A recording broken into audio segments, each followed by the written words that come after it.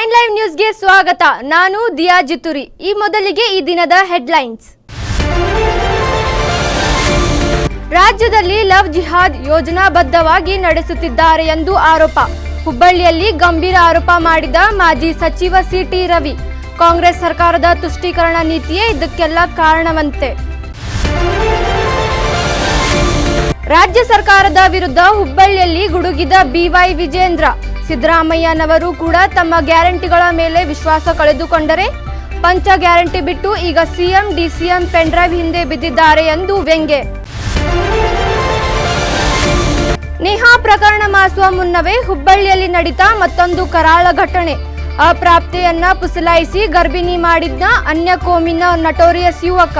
ದೂರಿನವರೆಗೆ arrest ಆದ ಸದಾಂ ಹುಸೇನ್ ಕಾಲಿಗೆ ಪೊಲೀಸರು ಯಾಕೆ ಮಾಡಿದ್ರು ಫೈರ್?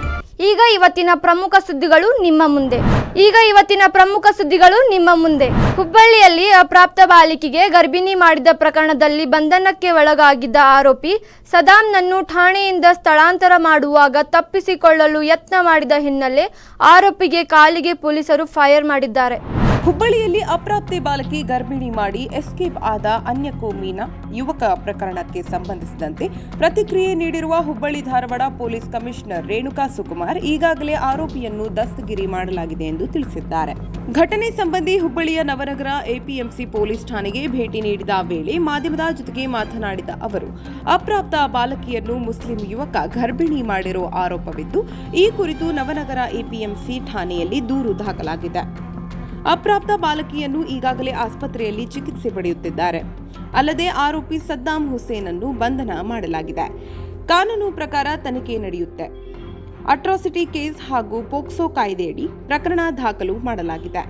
ಎಸ್ಟಿ ಸಮಾಜದವರು ಆರೋಪಿ ಬಂಧನಕ್ಕೆ ಆಗ್ರಹಿಸಿ ಪ್ರೊಟೆಸ್ಟ್ ಮಾಡುತ್ತಿದ್ದಾರೆ. ಈಗ ಅವರಿಗೆ ಆರೋಪಿ ಬಂಧನ ವಿಷಯ ತಿಳಿಸಿ ಮನವೊಲಿಸಲಾಗುವುದು ಎಂದು ಈ ವೇಳೆ ಅವರು ತಿಳಿಸಿದರು. ಇವತ್ತು ಸಂಜೆ 4:45 ಸುಮಾರಿಗೆ ನಮಗೆ ಒಂದು MLC ರಿಸೀವ್ ಆಗುತ್ತೆ. ಒಂದು ಮೈನರ್ ಹುಡುಗಿ ಪ್ರೆಗ್ನೆಂಟ್ ಆಗಿರೋದ್ರ ಬಗ್ಗೆ ಮಾಹಿತಿ ಸಿಗುತ್ತೆ. ಅದನ್ನು ಆಧರಿಸಿ ತಕ್ಷಣ ನಾವು FIR ಮಾಡ್ಕೋತೀವಿ APMC ನವನಗರ ಪೊಲೀಸ್ ಸ್ಟೇಷನಲ್ಲಿ. ಈ ಪ್ರಕರಣಕ್ಕೆ ಸಂಬಂಧಪಟ್ಟಂತೆ ಆರೋಪಿ ಸದಾಂ ಹುಸೇನ್ ಅಂತ ಹೇಳಿ ಆ ಹುಡುಗನ್ನ ಈಗಾಗಲೇ ನಾವು ಅರೆಸ್ಟ್ ಮಾಡಿದ್ದೀವಿ. ಓಕೆ, ಅಲ್ಲ ಈಗ ಈ ಪ್ರೊಟೆಸ್ಟ್ ನಡೀತಾ ಇದೆ, ಈಗ ಪದೇ ಈ ರೀತಿ ಘಟನೆಗಳು ನಡೀತಾ ಅನ್ನೋ ಆರೋಪ ಅವ್ರದ್ದು. ಅಲ್ಲ ನೋಡಿ, ಆ ಪ್ರಕರಣ ನಮ್ಮ ಗಮನಕ್ಕೆ ಬಂದಾಗ ಎಲ್ಲಿ ಅದು ಲೀಗಲ್ ಆ್ಯಕ್ಷನ್ ತಗೋಬೇಕು, ಏನು ಲೀಗಲ್ ಆ್ಯಕ್ಷನ್ ತಗೋಬೇಕು ಅದನ್ನು ತಕ್ಷಣ ತಗೋತಾ ಇದ್ದೀವಿ ವಿದೌಟ್ ಎನಿ ಡಿಲೇ. ಈಗ ಈ ಪ್ರಕರಣದಲ್ಲೇ ನೋಡಿ 1 ತಾಸಲ್ಲಿ ಅರೆಸ್ಟು ಮಾಡಿದ್ದೀವಿ. FIR ಡ್ರಾಫ್ಟ್ ಆಗೋಷ್ಟರಲ್ಲಿ ಆರೋಪಿನೂ ಸೆಕ್ಯೂರ್ ಆಗಿದ್ದಾನೆ. ಸೊ ನಮ್ಮ ಪೊಲೀಸ್ ವತಿಯಿಂದ ನಾವು ಕಾನೂನು ಸುವ್ಯವಸ್ಥೆ ಕಾಪಾಡುವ ನಿಟ್ಟಿನಲ್ಲಿ ಏನೇನು ಕ್ರಮ ಜರುಗಿಸಬೇಕು ಅದನ್ನು ಕರೆಕ್ಟಾಗಿ ಮಾಡ್ತಾ ಇದ್ದೀವಿ. Okay, thank you. ಒಟ್ನಲ್ಲಿ ನೇಹಾ ಪ್ರಕರಣ ತಣ್ಣಗಾಗುವ ಮೊದಲೇ ವಾಣಿಜ್ಯ ನಗರಿಯಲ್ಲಿ ಮತ್ತೊಂದು ಘಟನೆ ನಡೆದಿದ್ದು ಸದ್ಯ ಘಟನೆ ನಾಗರಿಕ ಸಮಾಜದಲ್ಲಿ ಆತಂಕವನ್ನ ಹುಟ್ಟುಹಾಕಿದೆ. ದೇಶದ ರಾಜಕೀಯ ಇತಿಹಾಸದಲ್ಲಿ ಮಗದೊಂದು ಹೆಸರು ಹೆಚ್ಚು ಸದ್ದು ಮಾಡುತ್ತಿದೆ. ಅದುವೇ ಪ್ರಾಮಾಣಿಕ IPS ಅಧಿಕಾರ ಹಾಗೂ ತಮಿಳುನಾಡಿನ ಬಿಜೆಪಿ ರಾಜ್ಯಾಧ್ಯಕ್ಷ ಅಣ್ಣಾಮಲೈ. ತಮಿಳುನಾಡಿನಲ್ಲಿ ಮೊದಲಿನಿಂದಲೂ ದ್ರವಿಡ ಪಕ್ಷಗಳೇ ಅಧಿಕಾರದಲ್ಲಿವೆ. ಆದರೆ ಈಗ ಜಯಲಲಿತಾ ಅವರಷ್ಟು ಜನಪ್ರಿಯತೆ ಅಣ್ಣಾಮಲೈ ಹೊಂದುತ್ತಿದ್ದಾರೆ.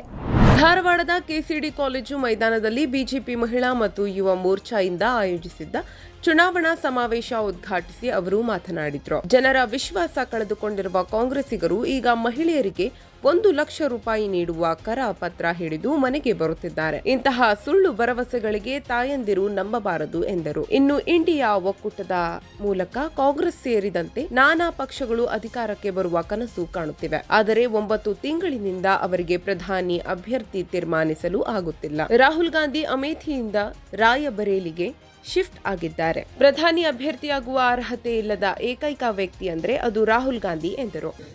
ಒಂದು ಪ್ರಧಾನ ಮಂತ್ರಿ ಕ್ಯಾಂಡಿಡೇಟ್ನ ಅವರೇ ಅವ್ರಿಗೂ ಲಾಸ್ಟ್ 20 ವರ್ಷ ಹೇಳ್ಕೊಂಡು ತಿರುಗಾಡ್ತಾ ಇದ್ದಾರೆ. ಒಂದು ಪ್ರಧಾನ ಮಂತ್ರಿ ಕ್ಯಾಂಡಿಡೇಟ್ ಅವರಿಗೂ ಧೈರ್ಯವಾಗಿ ಒಂದು ಸೀಟ್ನಲ್ಲಿ ಕಂಟೆಸ್ಟ್ ಮಾಡಲಿಕ್ಕೆ ತಾಕತ್ತಿಲ್ಲ. ನಾಳೆ ಈ ದೇಶದಲ್ಲಿ ಏನು ಡೆಸಿಷನ್ ಅವರು ಮಾಡ್ತಾರೆ ನಾವೆಲ್ಲ ಕೂಡ ಬಹಳ ಗಟ್ಟಿಯಾಗಿ ನಾವು ತೀರ್ಮಾನ ಮಾಡಬೇಕು. ಒಂದು ಸೀಟ್ನಲ್ಲಿ ಕಂಟೆಸ್ಟ್ ಮಾಡಲಿಕ್ಕೆ ತಾಕತ್ತಿಲ್ಲ. ಇವರು ಪಾಕಿಸ್ತಾನ ನೋಡಿ ಇವರು ನಮ್ಮನ್ನು ಆಡಳಿತ ಮಾಡ್ತಾರಾ? ಇಲ್ಲ ಚೈನಾ ಅವ್ರ ವಿರುದ್ಧ ಅವರು ಆಡಳಿತ ಮಾಡ್ತಾರಾ? ಇಲ್ಲ ನಮ್ಮ ದೇಶದಲ್ಲಿ ಇಷ್ಟು ಈಕೋಸಿಸ್ಟಮ್ ಪೊಲಿಟಿಕಲ್ ಫೋರ್ಸಸ್ ಇದೆ, ಅದೆಲ್ಲ ಅಪೋಸ್ ಮಾಡಿ ಇವರು ಆಡಳಿತ ಮಾಡ್ತಾರ? ಇದೇ ಸಂದರ್ಭದಲ್ಲಿ ಧಾರವಾಡ ಕ್ಷೇತ್ರದ ಬಿಜೆಪಿ ಅಭ್ಯರ್ಥಿ ಪ್ರಹ್ಲಾದ್ ಜೋಶಿ ಮಾತನಾಡಿ, ದಿಲ್ಲಿಯಲ್ಲಿ ದೋಸ್ತಿ, ಕೋಲ್ಕತ್ತಾ, ಕೊಚ್ಚಿಯಲ್ಲಿ ಕುಸ್ತಿ ಎಂಬ ನಿಲುವಿನಲ್ಲಿರುವ ಮೈತ್ರಿಕೂಟದ ಪಕ್ಷಗಳು ತಮ್ಮ ಅಸ್ತಿತ್ವಕ್ಕಾಗಿ ಹೊಡೆದಾಡಿಕೊಳ್ಳುತ್ತಿವೆ. ಬಿಜೆಪಿ ಪಿಎಫ್ಐ ನಿಷೇಧಿಸಿದರೆ ಅವರೊಂದಿಗೆ ಕಾಂಗ್ರೆಸ್ ದೋಸ್ತಿ ಮಾಡಿಕೊಳ್ಳುತ್ತಿದೆ. ಹೀಗಾಗಿ ದೇಶದ ಸುರಕ್ಷತೆಗಾಗಿ ಮೋದಿ ಮತ್ತೊಮ್ಮೆ ಪ್ರಧಾನಿಯಾಗಬೇಕು ಎಂದು ಮತದಾರರಿಗೆ ಕರೆ ನೀಡಿದ್ರು. ತಮಿಳುನಾಡಿನಾಗ ಈ ದ್ರಾವಿಡ ಪಾರ್ಟಿ ಬಿಟ್ಟು ಮತ್ತೊಂದು ಪಾರ್ಟಿ ಆಗಲಿಕ್ಕೆ ಸಾಧ್ಯ ಇಲ್ಲ, ಅಲ್ಲಿ ಯಾರು ನಿಮ್ಮನ್ನ ಗುರುತಿಸುವುದಿಲ್ಲ ಅನ್ನುವಂತ ಮಾತು ಹೇಳ್ತಾ ಇದ್ರು. ಇವತ್ತು ಭಾರತೀಯ ಜನತಾ ಪಾರ್ಟಿ ನರೇಂದ್ರ ಮೋದಿ ಮತ್ತು ಅಣ್ಣಾಮಲೈ ಕಂಡ್ರ ಅವರಿಗೆ ರಾತ್ರಿನೇ ನಿದ್ದೆ ಬರ್ತಾ ಇಲ್ಲ ಡಿಎಂಕೆ ಅವರಿಗೆ. ಈ ಸಮಾವೇಶದಲ್ಲಿ ನಟಿ ಮಾಳವಿಕಾ, ಮಹಿಳಾ ಘಟಕದ ರಾಜ್ಯ ಅಧ್ಯಕ್ಷ ಮಂಜುಳಾ ಜ್ಯೋತಿ ಜೋಶಿ, ಸೀಮಾ ಮಸೂತಿ, ವಿಪಕ್ಷ ಉಪನಾಯಕ ಅರವಿಂದ್ ಬೆಲ್ಲದ್, ಶಾಸಕ ಮಹೇಶ್ ತೆಂಗಿನಕಾಯಿ ಸೇರಿದಂತೆ ಇತರರು ಭಾಗಿಯಾಗಿದ್ದರು. ದೇಶದಲ್ಲಿ ವಾರಂಟಿ ಇಲ್ಲದ ಕಾಂಗ್ರೆಸ್ ಪಕ್ಷವು ಈಗ ಗ್ಯಾರಂಟಿ ನೀಡುತ್ತಿದೆ. ಇದನ್ನು ಮತದಾರರು ನಿರಾಕರಿಸಬೇಕು ಎಂದು ತಮಿಳುನಾಡಿನ ಬಿಜೆಪಿ ರಾಜ್ಯಾಧ್ಯಕ್ಷ ಅಣ್ಣಾಮಲೈ ಹೇಳಿದರು. ದೇಶದ ರಾಜಕೀಯ ಇತಿಹಾಸದಲ್ಲಿ ಮಗದೊಂದು ಹೆಸರು ಹೆಚ್ಚು ಸದ್ದು ಮಾಡುತ್ತಿದೆ. ಅದುವೇ ಪ್ರಾಮಾಣಿಕ ಐಪಿಎಸ್ ಅಧಿಕಾರಿ ಹಾಗೂ ತಮಿಳುನಾಡಿನ ಬಿಜೆಪಿ ರಾಜ್ಯಾಧ್ಯಕ್ಷ ಅಣ್ಣಾಮಲೈ. ತಮಿಳುನಾಡಿನಲ್ಲಿ ಮೊದಲಿನಿಂದಲೂ ದ್ರಾವಿಡ್ ಪಕ್ಷಗಳೇ ಅಧಿಕಾರದಲ್ಲಿವೆ. ಆದರೆ ಈಗ ಜಯಲಲಿತಾ ಅವರಷ್ಟೇ ಜನಪ್ರಿಯತೆ ಅಣ್ಣಾಮಲೈ ಹೊಂದುತ್ತಿದ್ದಾರೆ. ತಮಿಳುನಾಡಿನಲ್ಲಿ ಅವರೆಲ್ಲೇ ಹೋದರೂ ಸಾವಿರಾರು ಸಂಖ್ಯೆಯಲ್ಲಿ ಜನ ಸೇರುತ್ತಿದ್ದಾರೆ. ದಿನೇ ದಿನೇ ಅವರಿಗೆ ಅಭಿಮಾನಿಗಳ ಸಂಖ್ಯೆ ಹೆಚ್ಚಾಗುತ್ತಿದೆ. ಇದಕ್ಕೆ ಕರ್ನಾಟಕವೂ ಹೊರತಲ್ಲ. ಧಾರವಾಡದ ಕೆಸಿಡಿ ಮೈದಾನದಲ್ಲಿ ನಡೆದ ಬಿಜೆಪಿ ಮಹಿಳಾ ಮತ್ತು ಯುವ ಮೋರ್ಚಾ ಸಮಾವೇಶ ಕಾರ್ಯಕ್ರಮಕ್ಕೆ ಅಣ್ಣಾಮಲೈ ಆಗಮಿಸಿದ್ರು. ಅವರ ಭಾಷಣ ಕೇಳಲು ನೂರಾರು ಸಂಖ್ಯೆಯಲ್ಲಿ ಯುವಕರು ಆಗಮಿಸಿದ್ರು. ಅಣ್ಣಾಮಲೈ ಭಾಷಣ ಮುಗಿಸುತ್ತಿದ್ದಂತೆಯೇ ವೇದಿಕೆಯತ್ತ ನುಗ್ಗಿದ ಯುವಕರು ಸೆಲ್ಫಿ ಮತ್ತು ಆಟೋಗ್ರಾಫ್ಗೆ ಮುಗಿಬಿದ್ದರು. ಈ ಸಮಯದಲ್ಲಿ ಯುವಕರ ನುಗ್ಗಲು ಉಂಟಾಯಿತು. ವೇದಿಕೆಯಿಂದ ಕೆಳಗಿಳಿಯಲು ಅಣ್ಣಾಮಲೈ ಪರದಾಡಬೇಕಾಯಿತು. ಅಷ್ಟೇ ಅಲ್ಲ, ಯುವಕರ ಗುಂಪಿನಿಂದ ಅಣ್ಣಾಮಲೈ ಅವರನ್ನು ಸುರಕ್ಷಿತವಾಗಿ ಕರೆದುಕೊಂಡು ಬರಲು ಪೊಲೀಸರು ಕೂಡ ಪರದಾಡಬೇಕಾಯಿತು.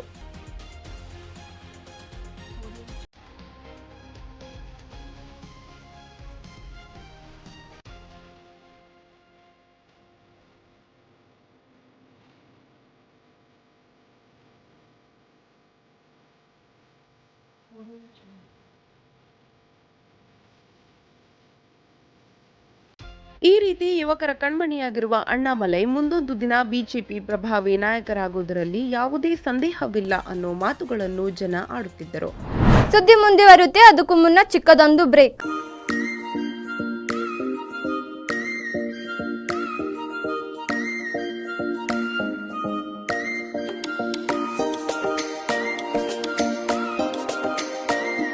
ನೀವು ವೀಕ್ಷಿಸಲೇಬೇಕಾದ ಎಕ್ಸ್ಕ್ಲೂಸಿವ್ ಸುದ್ದಿಗಳು, ಪ್ರಮುಖ ಮಾಹಿತಿಗಳು, ಸಖತ್ ಮನರಂಜನೆ ಹಾಗೂ ಜನಪ್ರಿಯ ಕಾರ್ಯಕ್ರಮಗಳು ನಮ್ಮ ವಾಹಿನಿಯಲ್ಲಿ. ದಿನನಿತ್ಯದ ಸಮಗ್ರ ಸುದ್ದಿಗಳಿಗಾಗಿ ವೀಕ್ಷಿಸಿ ಉತ್ತರ ಕರ್ನಾಟಕದ ನಿಮ್ಮ ಹೆಮ್ಮೆಯ ಸುದ್ದಿ ವಾಹಿನಿ 9 ಲೈವ್. ಇದು ಸತ್ಯದ ಪ್ರತಿರೂಪ. 9 ಲೈವ್ ವಾಹಿನಿ ಇದೀಗ ಹ್ಯಾಥ್ವೇ ಕೇಬಲ್ ನೆಟ್ವರ್ಕ್ನಲ್ಲಿ ಚಾನೆಲ್ ನಂಬರ್ 132ರಲ್ಲಿ ವೀಕ್ಷಿಸಬಹುದು. 9 ಲೈವ್ ಚಾನೆಲ್ ಇದೀಗ ಸೋಷಿಯಲ್ ಮೀಡಿಯಾಗಳಾದ ಯೂಟ್ಯೂಬ್, ಫೇಸ್ಬುಕ್ ಹಾಗೂ ಇನ್ಸ್ಟಾಗ್ರಾಂನಲ್ಲೂ ವೀಕ್ಷಿಸಬಹುದು. 7 ಸ್ವರವು ಸೇರಿ 7 ಬಣ್ಣ ಸೇರಿ 7 ಗಂಟೆಯೊಳಗೆ ಹಾಲು ಸಿಹಿಯಾಯಿತು. ನಮ್ಮ ಡೈರಿಯ ಸಮೃದ್ಧ ಹಾಲು 7 ಗಂಟೆಗಳಲ್ಲಿ 300ಕ್ಕೂ ಹೆಚ್ಚು ಸ್ವಾದಿಷ್ಟ ಸಿಹಿಯಾಗಿ ನಿಮ್ಮ ಮುಂದೆ. India sweet house, traditionally crafted organic ಡೆಲಿಕೇಸಿಸ್.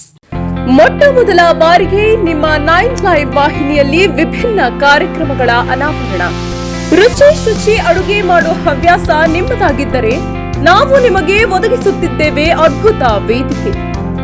ಹೊಸ ಹೊಸ ಅಡುಗೆ ಮಾಡುವ ಹವ್ಯಾಸ ಹೊಂದಿದ ಮಹಿಳೆಯರಿಗಾಗಿ ಇಲ್ಲಿದೆ ರುಚಿ ಶುಚಿ ಕಾರ್ಯಕ್ರಮ.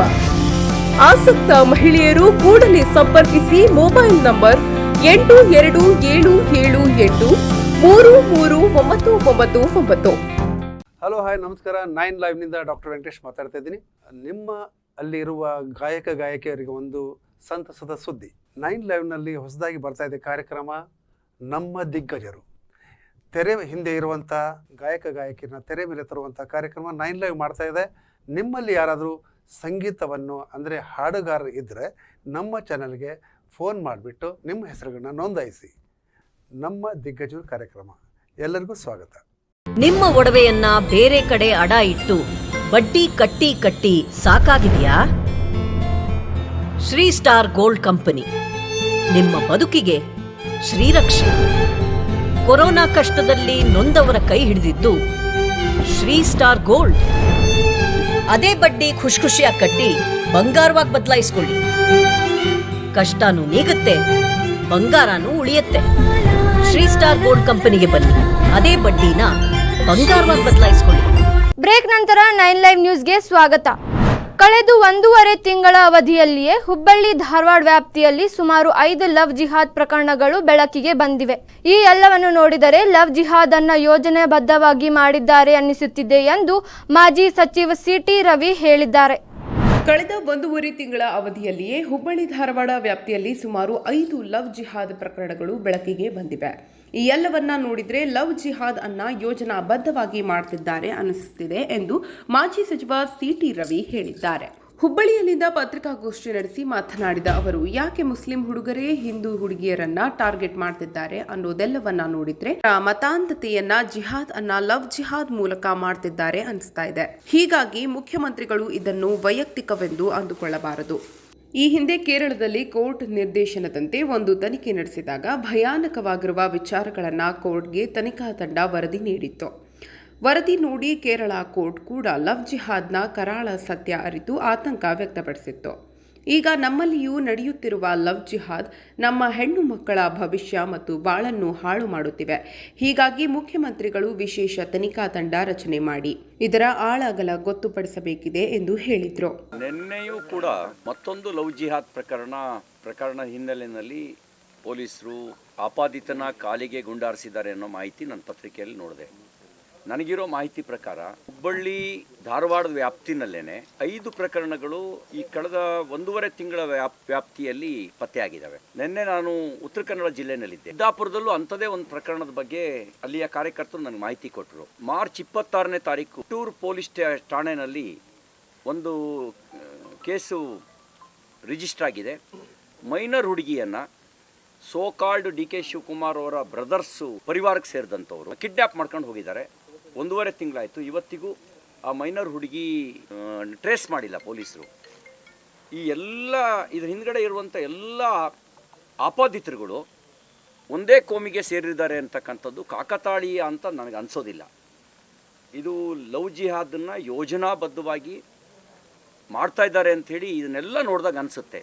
ಈ ಸಂದರ್ಭದಲ್ಲಿ ಶಾಸಕ ಮಹೇಶ್ ತೆಂಗಿನಕಾಯಿ, ಮಹಾನಗರ ಪಾಲಿಕೆ ಮೇಯರ್ ವೀಣಾ ಭರದ್ವಾಜ್ ಸೇರಿದಂತೆ ಬಿಜೆಪಿ ಅನೇಕ ಮುಖಂಡರು ಉಪಸ್ಥಿತರಿದ್ದರು. ನಾವು ಏನೇ ಮಾಡಿದರೂ ಕೂಡ ನಡೆಯುತ್ತದೆ.